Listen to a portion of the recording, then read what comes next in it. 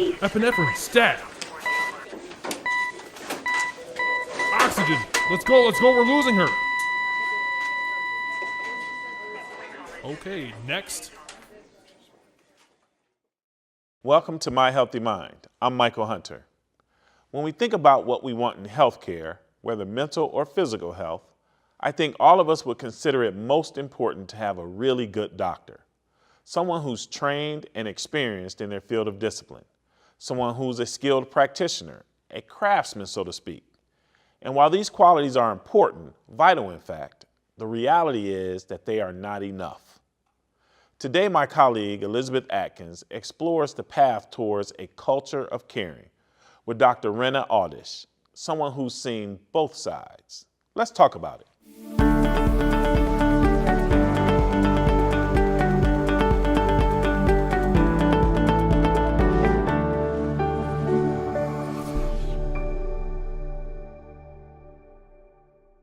Dr. Awdish, welcome to My Healthy Mind. Thank you for having me. You're welcome. You have a fascinating story and a very unique perspective, both as a practicing physician and as a recent patient. Can you tell us about yourself and who you are now and why you're here to talk about the culture of caring? Sure. So my name is Rana Awdish. I'm a pulmonary and critical care physician at Henry Ford Hospital.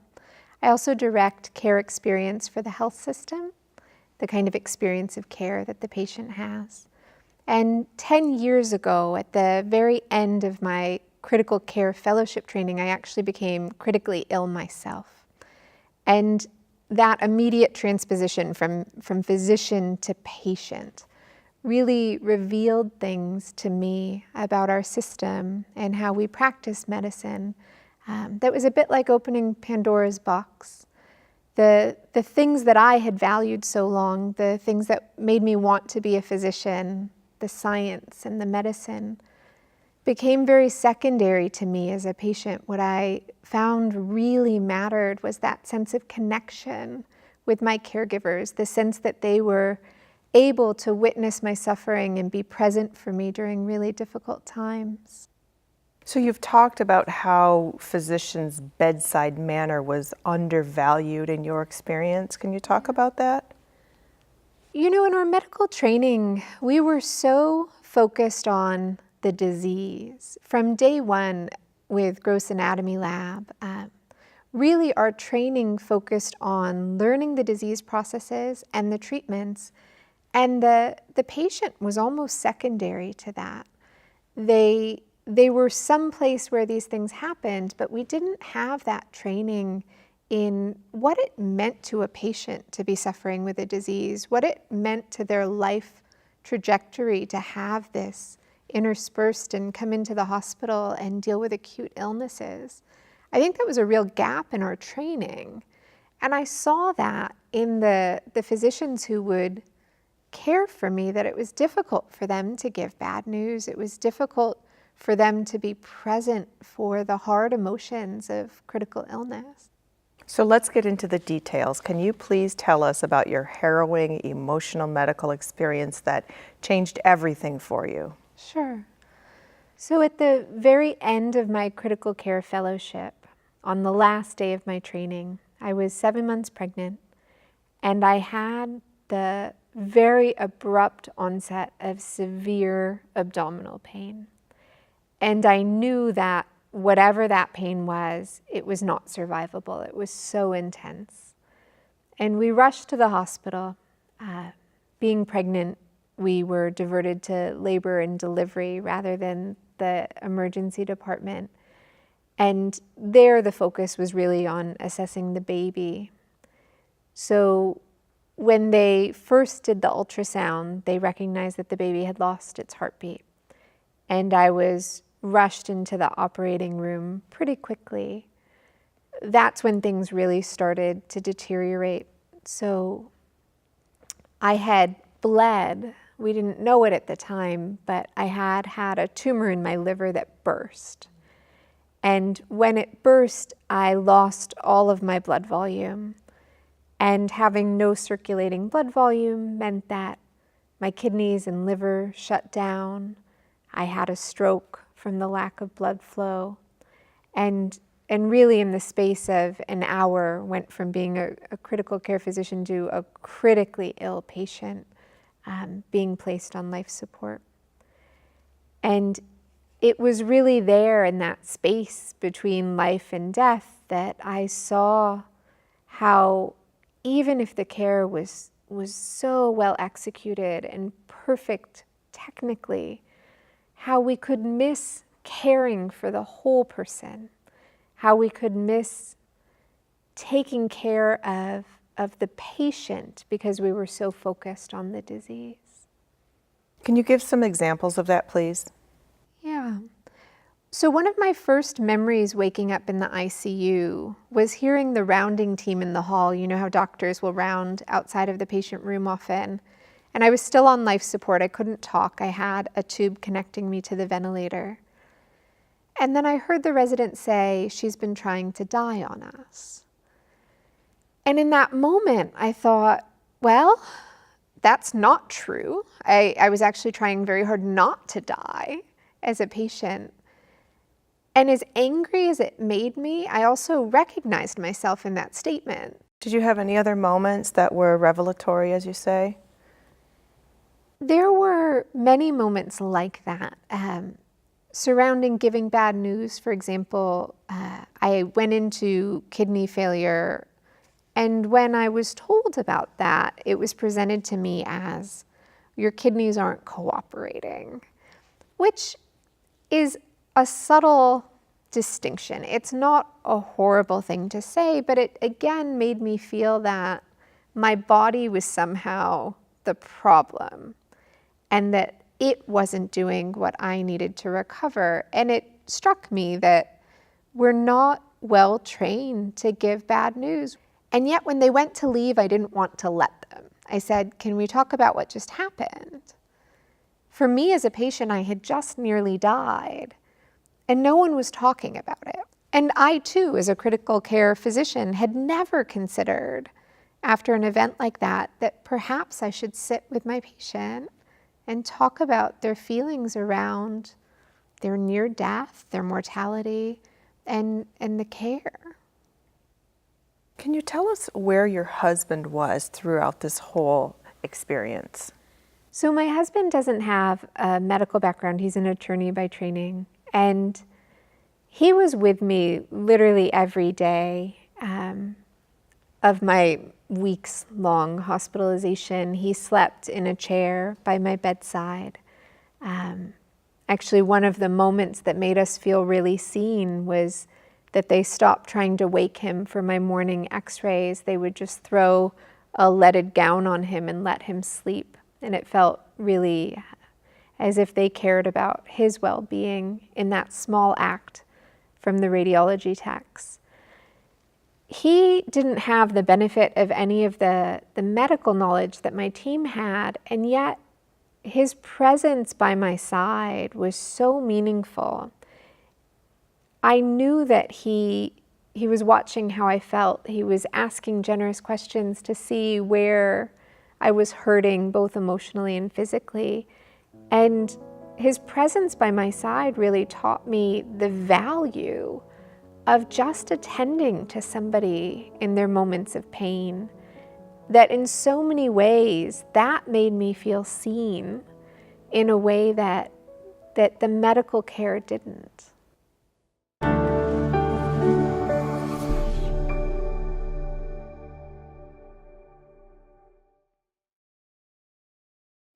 Stress, depression, and severe mental illness can happen to anyone. Team Wellness Center has been helping those struggling with these conditions in southeastern Michigan. They get a chance to know that somebody's on their team. We think nobody else feels the pain that we feel. We feel like I'm the only one, but that is so untrue. Within 24 hours of reaching out to our team, members receive psychiatric evaluations and begin the necessary treatment for recovery.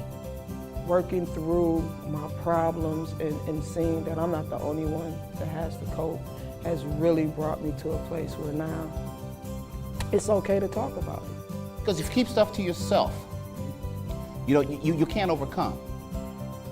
We all need one another. Team Wellness Center, You are not alone.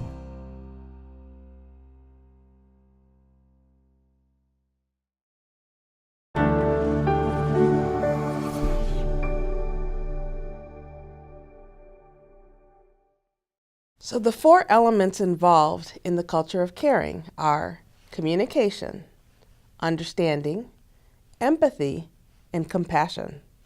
So first on the communicating, this is important for both the doctor and the patient. So it's about listening, it's about asking open-ended questions, it's about kind of reading between the lines, and it's about really kind of just being prepared to listen instead of kind of charging in with your clinical, rapid fire questions. Next is understanding. So on the physician end, understanding what the patient is telling you, listening for what's between those lines. So for example, if someone keeps asking you questions that you've just told them they have a diagnosis of cancer, maybe it's not the details of the cancer, maybe they're trying to communicate to you their fear, their concerns, their anxieties. And so that's what you're understanding in the questions. Next is empathy. And so pity is feeling sorry for somebody. Sympathy is understanding that they're in pain. But empathy is being in that suffering with them. So again, that you've effectively communicated, you've understood what their concerns are, and now that you have empathy for them, so that your treatment planning includes not just the cancer, but it includes all the elements of that suffering. And finally is compassion. So whereas empathy was kind of suffering together, understanding that suffering, compassion means that you actually want to do something about that suffering. And that doing something isn't just, let's say, treating that cancer or treating the depression. It's addressing all of those concerns that you were able to understand by communicating and understanding effectively.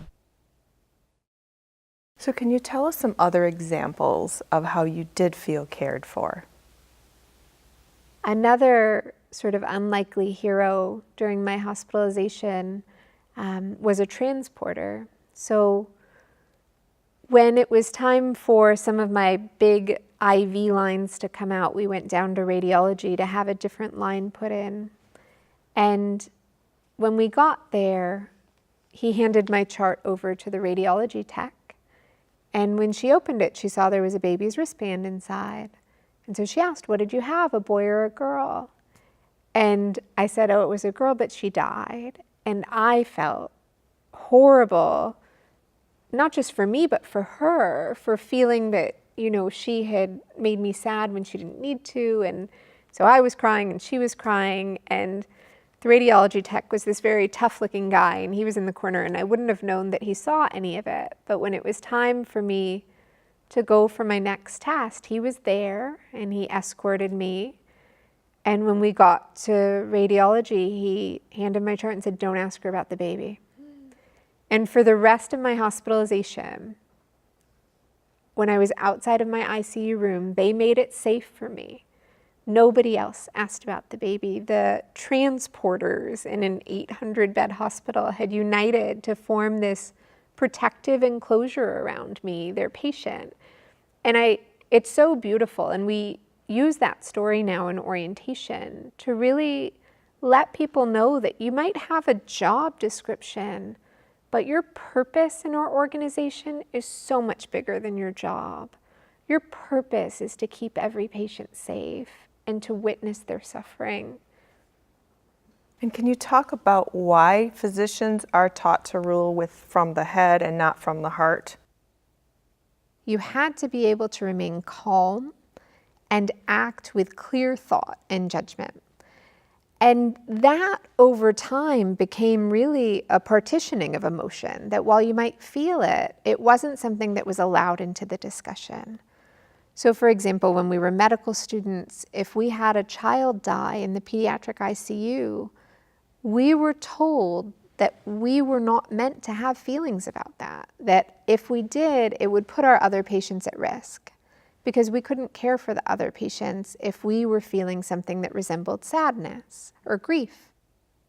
And what I came to discover through both my illness and the communications training is that that doesn't serve anyone. The patient's the holder of all of their knowledge about themselves, but if they don't trust you to receive it, if they don't believe that you care, you might not even get the accurate information because they're withholding something that feels scary to them.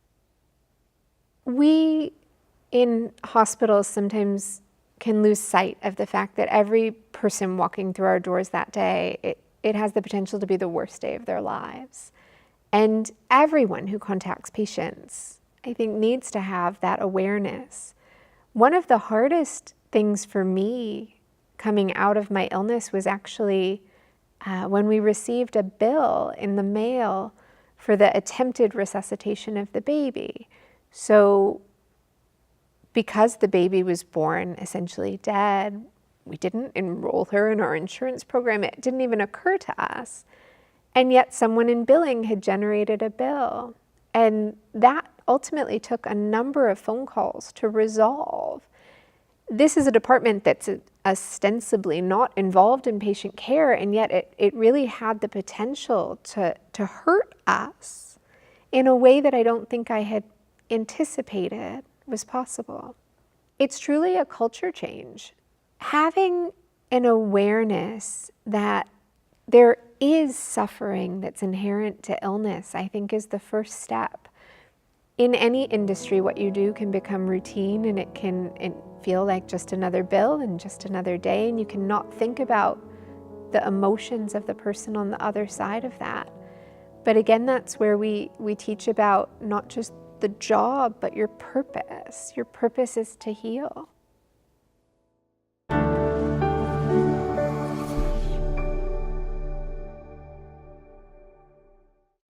Stress, depression, and severe mental illness can happen to anyone. Team Wellness Center has been helping those struggling with these conditions in southeastern Michigan. No one should ever have to feel so alone.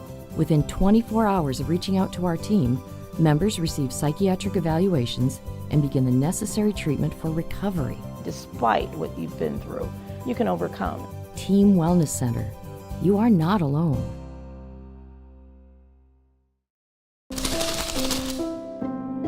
I've been pretty stressed lately. Can I bounce some ideas off you? You don't have to solve it for me. I just need you to listen. Believe me, if I could just snap out of it, I would. It's like an ex-boyfriend that just won't stop texting you, you know? Well, that sucks. You're not going crazy. You're not alone. I don't know how it feels. I don't have the right words. But I'm not going anywhere. Get in here, come on.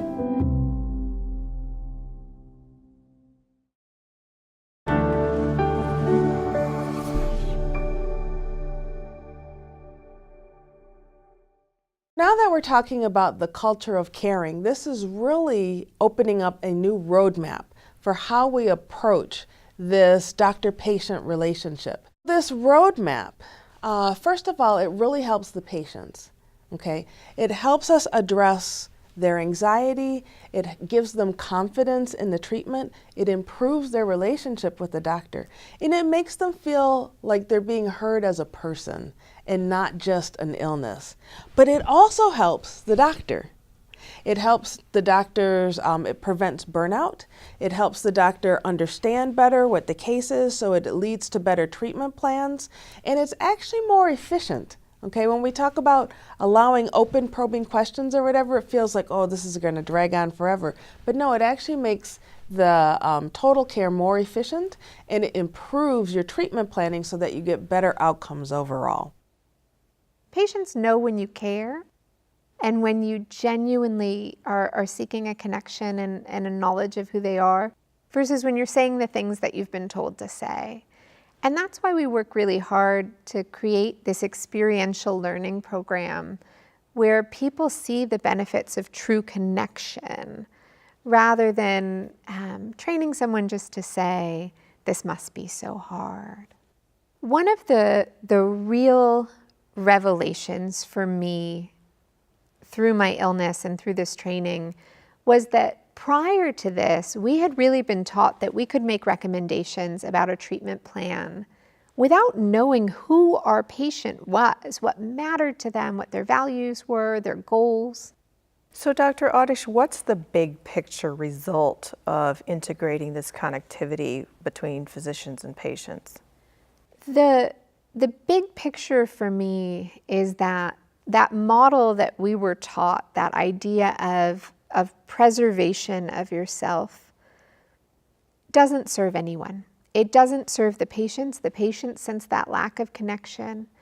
And it doesn't serve the physicians. What we all go to work to do is to care for patients.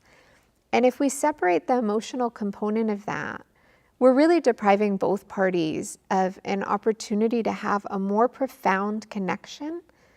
And in my mind, that's the space that healing occurs. So if physicians and other clinicians are supposed to feel more now, what are they supposed to do with all that emotion that they accumulate by seeing patients all day long? No, that's a really important question. And part of why I think we were taught not to feel is because there was no place for those hard feelings. We didn't have a mechanism for resilience built into the culture. So what I mean by that is, if you do have a patient who dies in your care, for me that happens in the ICU, taking a moment to debrief with the team about what that felt like for everyone who was there. For some people that might take the form of journaling about their experience. For some it might be more sharing verbally. But to have safe spaces that are created where we come together and we acknowledge what's hard about our job. To say that you would be surrounded by all of this sadness all the time and not have it affect you is like saying you would go in water and not get wet. We have to acknowledge that it does affect us and then create spaces where it's safe to share it and really sublimate it into something more beautiful, whether it's teamwork or compassion. So why does this culture of caring actually work? It's because we're actually caring for and nurturing the mind, the body, and the spirit. We're not exactly sure why it works, but you can't just attend to the mind or just the body or just the spirit. The mind has tremendous healing powers, and so when we put together our attention and our nourishing of the mind and the body and the spirit, you get the best outcomes. It just works. And are there any specific things that you do with your patients on a daily basis to show that you care? I really try to allow space for relationships to develop with my patients. And so that means something different for everyone. For my patient who has been smoking for 60 years, it might mean creating a space where he feels safe telling me that he's continuing to smoke so that I know the truth about what his life looks like. For a patient who is diagnosed with lung cancer, it might mean creating a space for her to tell me what her fears are about the diagnosis. I think so much of this work is just about creating safe spaces, both for physicians and patients, so that we can be more honest with each other.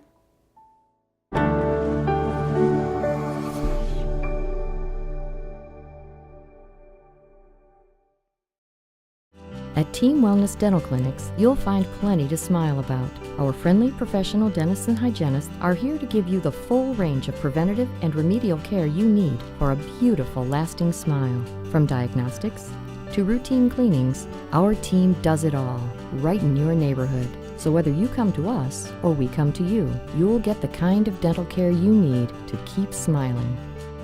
Team Wellness Dental Clinics, now serving communities all over Metro Detroit. My job was causing me so much stress. I felt disconnected and frightened. I felt so isolated. I was beginning to feel trapped, depressed. I never expected that to happen to me. We think nobody else feels the pain that we feel, but that is so untrue. It's good to be able to talk about it. I was able to seek help. I found it from Team Wellness. It's a sense of freedom. Team Wellness Center. You are not alone.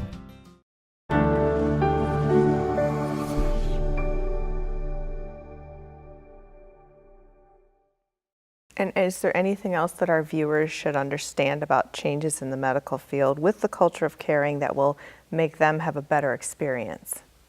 I think it's a lesson not just for the medical field, but really for even patients who are maybe caring for a loved one who's ill. There's suffering that's inherent to illness. And one of the things that is most important is that we not turn away from that we allow ourselves to be present for the pain of other people. If you're in pain, to be honest about it, to really name your needs where possible so that other people can fill in those spaces that you need to have filled. It's not as though it makes the pain go away, but by witnessing it and being present for someone else's pain, it really does create a space where healing can occur. Well, thank you very much for joining us today. Thank you.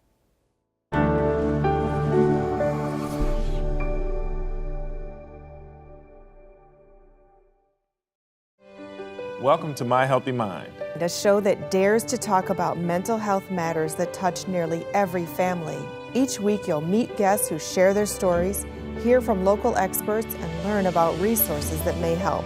And so I was in a committee meeting at the House of Representatives when I realized that my daughter had autism. We need to take the stigma away from mental health issues.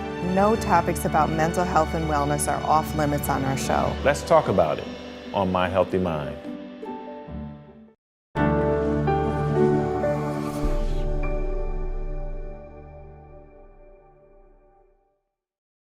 Thank you for watching today as we explored the culture of caring, the key to mental well-being, built on mutual communication, understanding, and as we say here at My Healthy Mind, talking about it.